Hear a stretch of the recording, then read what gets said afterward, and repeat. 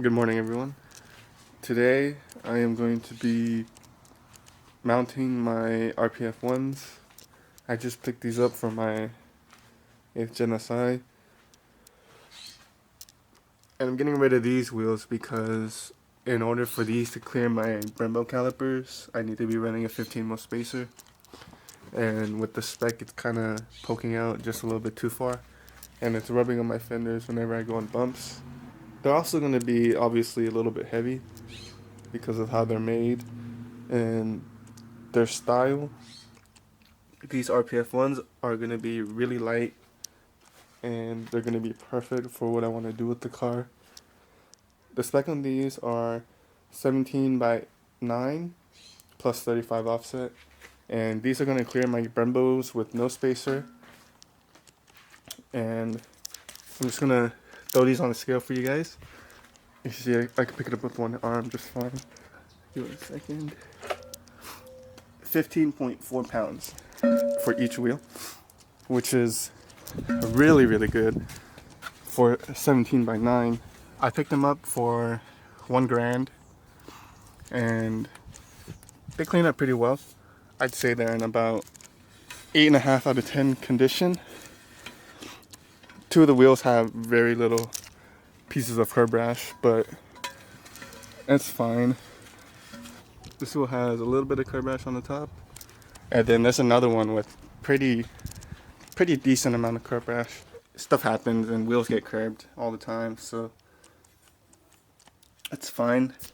These are the type of wheels that you could buy and keep forever just because of how lightweight they are and how easy they go with basically any car.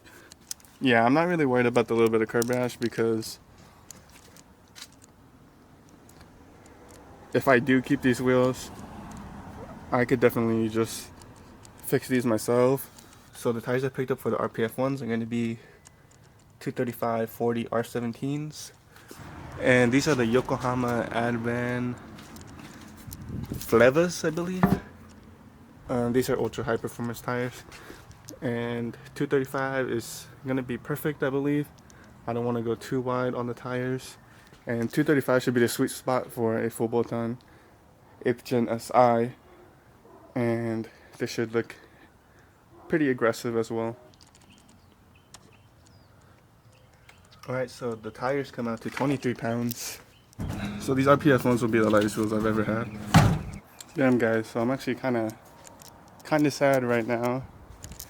I got one of the wheels mocked up and it looks good. Yeah, it looks amazing, but I thought they were gonna clear without any spacers, but they do not. As you can see, I still have my 15mm spacer in there, and it still comes super close to the Brembo caliper. I even chipped the caliper a little bit, but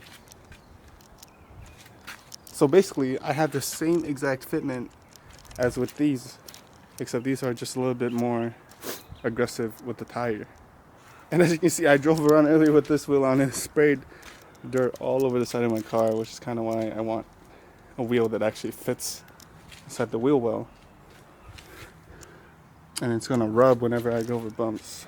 So I guess the only option I really have is to raise the car up a little bit, which is a bummer. I was really hoping that they would fit without spacers. So there's your warning. If you have Brembo calipers, 17 by 9 plus 35 does not work. Can't lie, it does look really aggressive though with a little bit of poke. But it will be spraying dirt all over my car, which I don't really want. But hey, what can you do?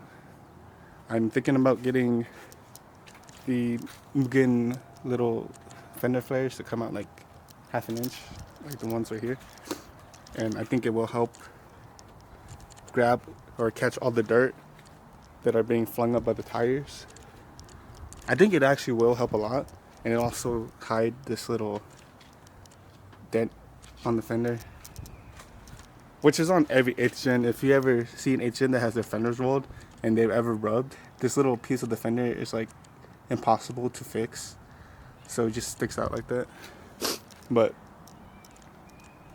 yeah, I think I'm gonna have to pull the trigger on some flares. I just finished putting on the new wheels and raising the car up a little bit. Thankfully I finished that on time because as soon as I finished it started pouring, as you can see. So I can't really go out there and show you guys too much, but I did raise up the front and the back a good amount, and I'm hoping I could just leave it like this.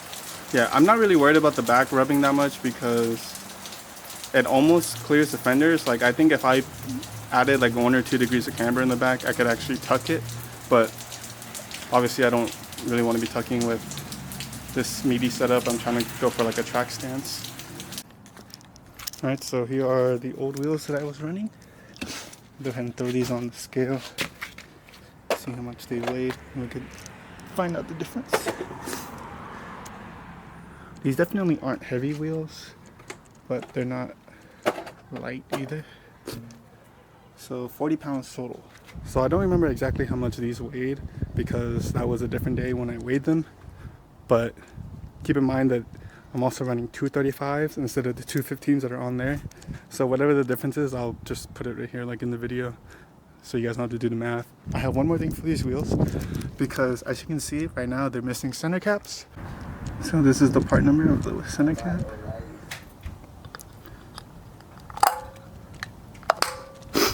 And there you go. Yep, so I got them installed on all sides. Here's the final fitment for now, until I probably either roll the fenders a lot so it'll tuck, or I get some little over fenders, but I think these look fine. Alright, so that's gonna be it for this video. My next video is probably gonna be me fixing my side skirt DIY style with the rattle can paint. This one is already chipping off, so I gotta take all that off and redo it. This is probably the ugliest part of this car, and after that this thing will be super clean. Alright, thank you guys for watching. Bye bye.